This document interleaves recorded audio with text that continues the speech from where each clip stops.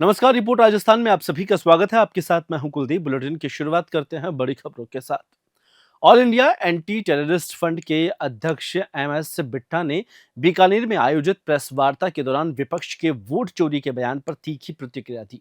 उन्होंने कहा कि इस तरह के बेबुनियाद आरोप और प्रदर्शन भारत विरोधी ताकतों, खासकर पाकिस्तान को ताकत देने वाले हैं। बिट्टा ने स्पष्ट शब्दों में कहा कि हम रहे या ना रहे, पाकिस्तान नहीं रहेगा। अगर पाकिस्तान ने भारत की ओर आंख उठाई तो उसका नामो निशान मिटा देंगे। उन्होंने कहा कि देश को आज बाहरी दुश्मनों से कम अपने ही गद्दारों से ज्यादा खतरा है। गौरतलब है कि एमएस बिट्टा 3 दिवसीय बीकानेर दौरे पर हैं और इस दौरान वे कई कार्यक्रमों में शामिल होंगे।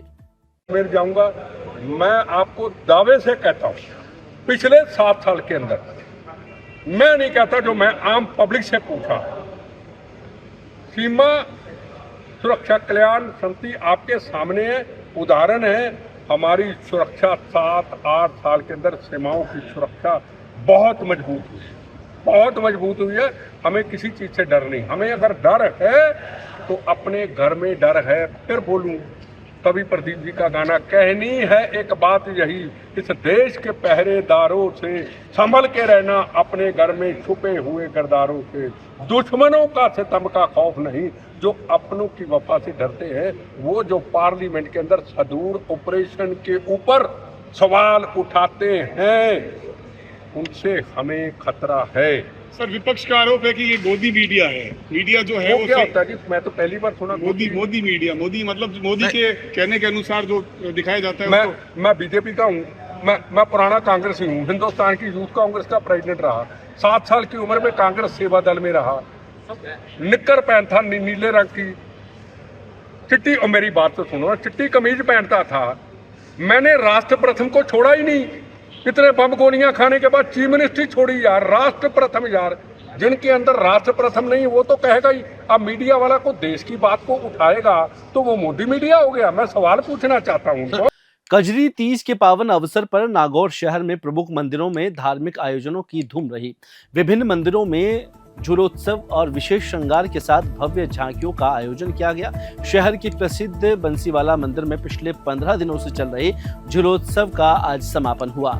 इस अवसर पर भगवान बंसीवाला का विशेष श्रृंगार किया गया और शेषनाग के साथ गरुड़ भगवान की आकर्षक झांकियां सजाई गई। पुजारी महेश ने बताया कि बड़ी तीज पर भगवान का विशेष श्रृंगार कर झूले में दर्शन कराए गए और शाम को शेषनाग और गरुड़ भगवान की झांकियां श्रद्धालुओं के लिए विशेष आकर्षक रही। हर घर तिरंगा अभियान के तहत राजगढ़ कस्बे में भारतीय जनता पार्टी मंडल की ओर से भव्य तिरंगा रैली निकाली गई। रैली की शुरुआत पंचायत समिति कार्यालय से हुई, जो कस्बे के मेला चौराहा, सराहा बाजार और गोल सर्किल से होते हुए मुख्य बाजार से पंडित भवानी सहाय चौक पर पहुंची, जहां पर रैली का समापन हुआ। रैली के दौरान देशभक्ति गीतों की धुन बजती रही, जिससे माहौल देश प्रेम से ओतप्रोत हो गया। मेला चौराहे पर महात्मा ज्योतिबा राव फूले की प्रतिमा पर माल्यार्पण भी किया गया।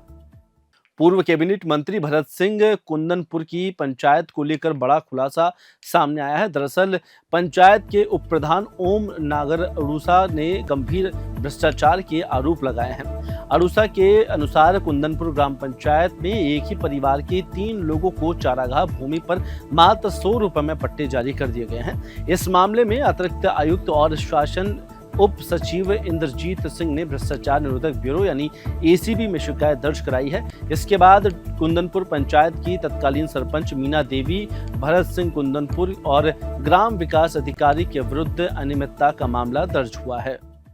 झुंझुनू जिले के सिंघाना थाना क्षेत्र में स्थित देई मां मंदिर में सोमवार को लूट का प्रयास किया गया। इस घटना को लेकर मंदिर ट्रस्ट कमेटी ने कड़ी नाराजगी जताते हुए आरोपियों को तुरंत गिरफ्तार करने और सख्त कार्रवाई की मांग की है।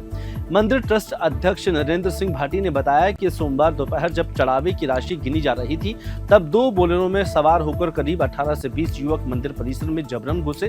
उन्होंने जबरदस्ती चढ़ावे की रकम उठाने की और लूटने की कोशिश की, लेकिन असफल रहने पर मंदिर के मुख्य द्वार पर पथराव कर दिया।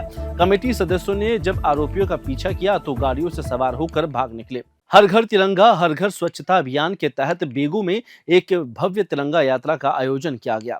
यह यात्रा केवल राष्ट्रध्वज के सम्मान का प्रतीक ही नहीं, बल्कि स्वच्छता के प्रति जागरूकता का संदेश भी लेकर आई है। यात्रा में प्रशासन, अधिकारी और कर्मचारियों के साथ राजनीतिक दलों ने भी यहाँ अपनी भागीदारी निभाई। कार्यकर्ताओं में महिला, स्कूली विद्यार्थी समेत आम नागरिकों ने उत्साहपूर्वक भाग लिया। सभी ने हाथों में तिरंगा लिए देशभक्ति से जोशीले गीतों पर, धुन पर, डीजे के नाचते गाते और देशभक्ति के गीतों पर माहौल में पूरी तरह राष्ट्रभक्ति में नजर आए। वहीं यात्रा के दौरान भारत माता की जयकारे और वंदे मातरम जैसे नारों से गूंजते शहर में एकजुटता और देश प्रेम का संदेश दिया। और फिलहाल इस बुलेटिन में इतना ही। मुझे दीजिए इजाजत। नमस्कार।